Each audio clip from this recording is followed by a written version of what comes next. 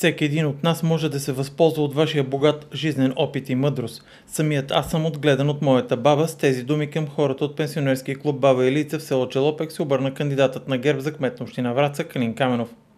Той заедно с кандидатите за общински съветници от листата на ГЕРБ и кандидатът за кмет на село Челопек Тихомир Тошев бяха гости на тържеството по случай Денят на възрастните хора 1 октомври. Защо решихме да дойдем при вас? За да ви кажем, че се прекланяме към вас за труда ви, за опита ви, за знанията и най-вече за грижите, които сте полагали за нас като по-млади. Казвам за нас, говоря от името на моите като млад човек, защото аз самия съм израснал при баба ми, ме е очувала баба ми.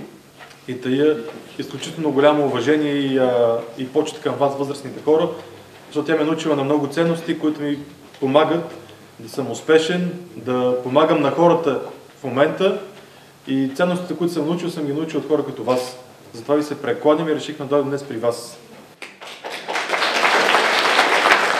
Нашата основна цел е да направим Враца привлекателен град за младите хора и те да се завърнат и да работят тук, да живеят при по-добри условия и най-важното те да са близо до вас, което е вашата голяма болка, допълни Калин Каменов.